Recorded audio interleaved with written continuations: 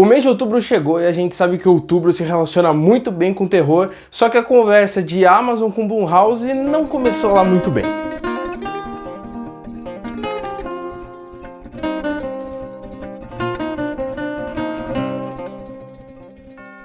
Mas antes de começar o vídeo, eu quero te convidar a virar membro aqui do 16mm. É só clicar no card aqui embaixo para saber como você pode se tornar um membro, conhecer os nossos planos e saber também como rolam as conversas mensais. É uma troca muito da hora que a gente tem com os nossos membros, então só clica aqui embaixo para conhecer. E agora falando dos filmes em si, né? Sim, hoje é uma crítica dupla que eu vou fazer aqui, porque começou o projeto da Blumhouse com a Amazon, que começou na verdade no ano passado e que se repete esse ano no mês de outubro, o lançamento de 4 filmes no mês de outubro, 2 a cada semana, né? No caso desse ano, a gente teve o lançamento de 2 filmes agora, no dia 1º de outubro, e na próxima semana, no dia 8 de outubro, teremos o lançamento de mais 2 filmes de terror, o que eu acho um projeto muito interessante, até porque é um tipo de projeto que só pode acontecer no streaming, né? A gente não consegue ver isso no cinema, até por questão de distribuição e de tempo de janela também, então é muito interessante ver a capacidade de algumas produtoras e de alguns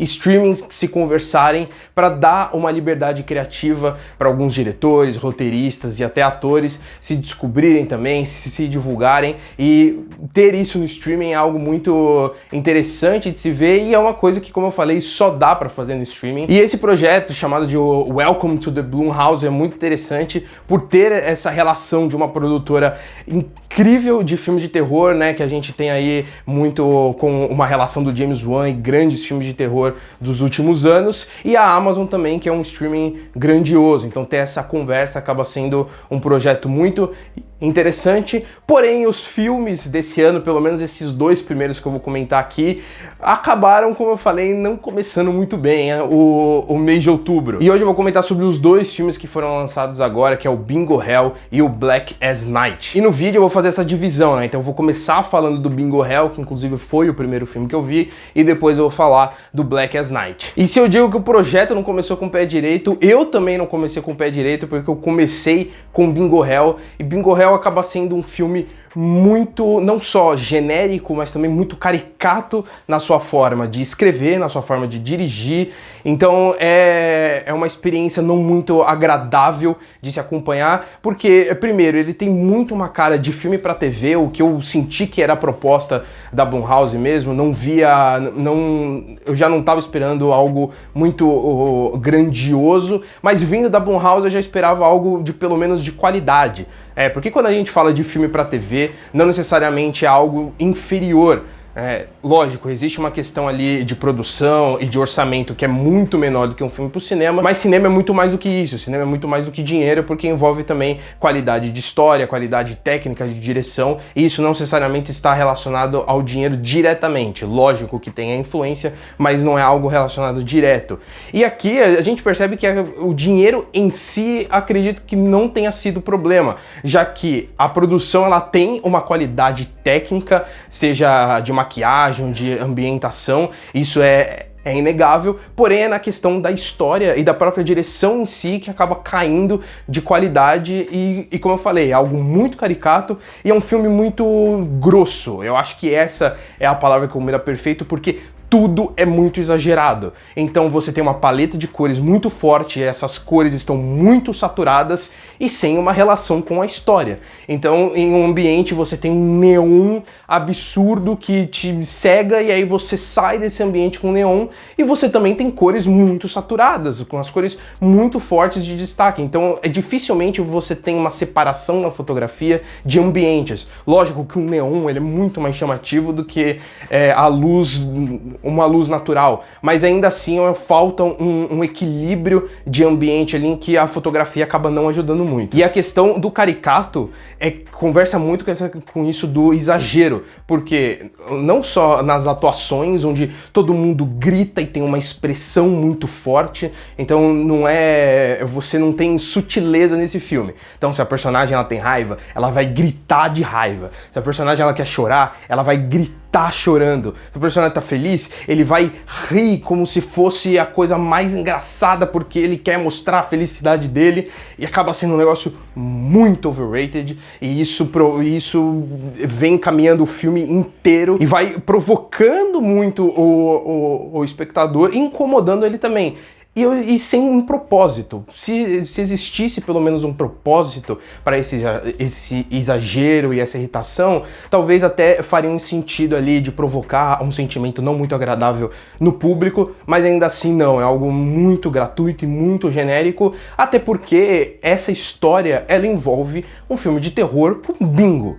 Sim, o jogo bingo. Então, assim, é algo estranho de se esperar e realmente o filme ele não consegue entregar isso muito bem. E só puxando um exemplo aqui dessa questão do exagero, a gente tem digamos assim, um vilão no filme e ele é representado todas as vezes de uma forma muito exagerada. Eu sei que eu tô repetindo muito, eu estou exagerando no uso da palavra exagerada, mas eu só estou querendo passar a imagem que o filme transmite pra gente. E assim, pra ter uma ideia, o vilão ele aparece sempre de roupa preta e chapéu preto, que já representa um tom mais vilanesco, só que não tem só isso, como toda vez que ele aparece, ele precisa dar uma risada maléfica muito grandiosa.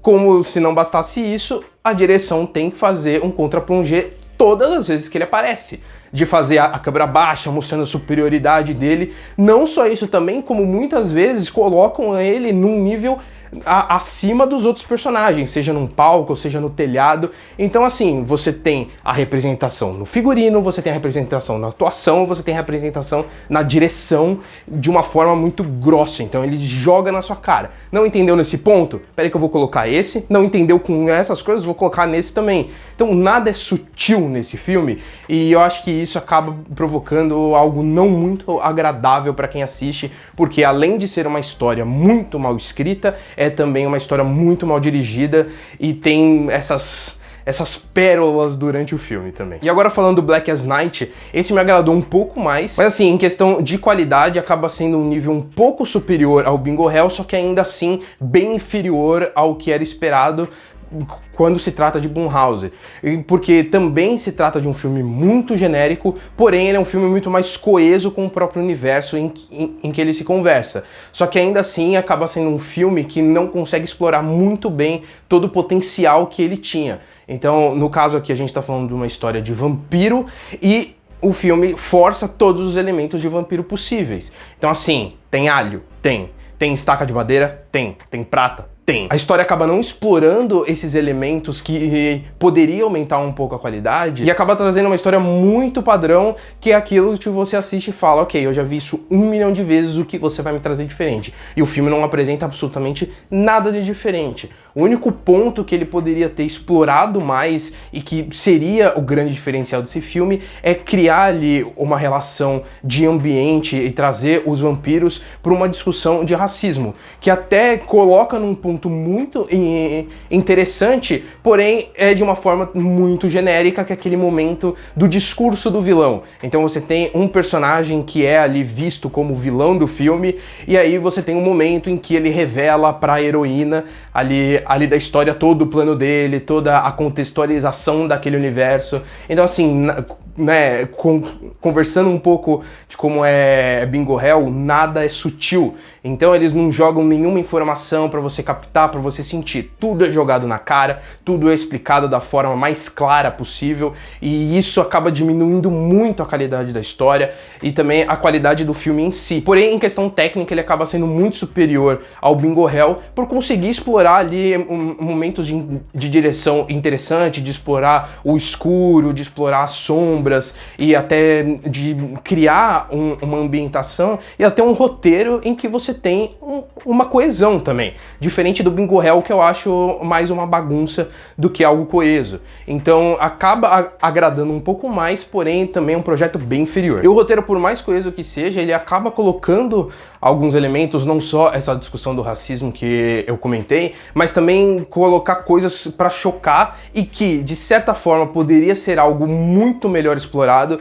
porém acaba sendo só algo muito jogado. Provavelmente eles estavam montando a história, chegou no final, eles falaram, gente, a gente precisa ter alguma coisa para chocar. cria essa cena aí.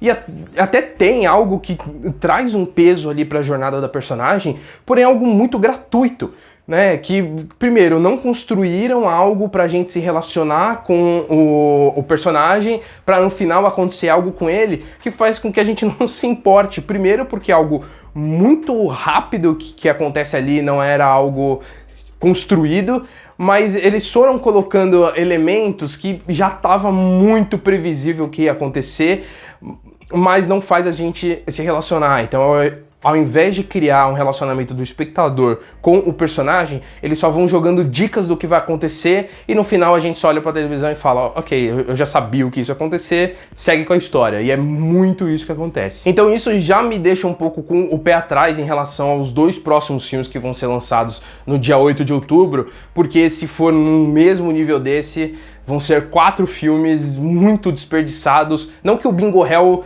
tivesse uma premissa que apresentaria um potencial, mas pelo menos no Black as Night eu vi ali uma ideia interessante, mas que acabou não sendo muito bem desenvolvida. Em relação à minha nota, né, também vou fazer essa divisão. Pro Bingo Hell eu digo uma nota 3. Ainda assim, eu gosto de alguns elementos ali, principalmente visuais em relação ao gore, que é muito bem feito. Então, apesar de ser feito de uma forma muito gratuita e, como eu falei, exagerada, ainda assim é visualmente muito bem feito. E pro Black as Night eu dou uma nota 4, aumentando ali por tudo que eu falei, com esse aumento um pouco da qualidade técnica do filme, mas que ainda assim tem uma história muito genérica. Então é isso, pessoal. Comenta aqui embaixo o que você achou desses 2 filmes e comenta também se vale a pena eu voltar aqui na semana que vem pra falar dos outros 2, porque, como eu falei, se for no mesmo nível desses, vai ser uma coisa não tão interessante de se assistir. Então comenta aqui embaixo pra gente saber se vocês querem saber a nossa opinião sobre esses novos filmes do projeto da Blumhouse com a Amazon. E claro, não esqueça de dar like aqui no vídeo e se inscrever no canal, porque tem muita coisa vindo por aí. Agora com o retorno dos cinemas, muita coisa vai ser lançada, então se inscreve para não perder absolutamente nada. E claro, siga o 16mm em todas as outras redes sociais. Estamos no Twitter, no Instagram. É só vir aqui no comentário fixado para conhecer todas as nossas redes sociais. Então é isso, até a próxima, valeu, tchau, tchau, corta!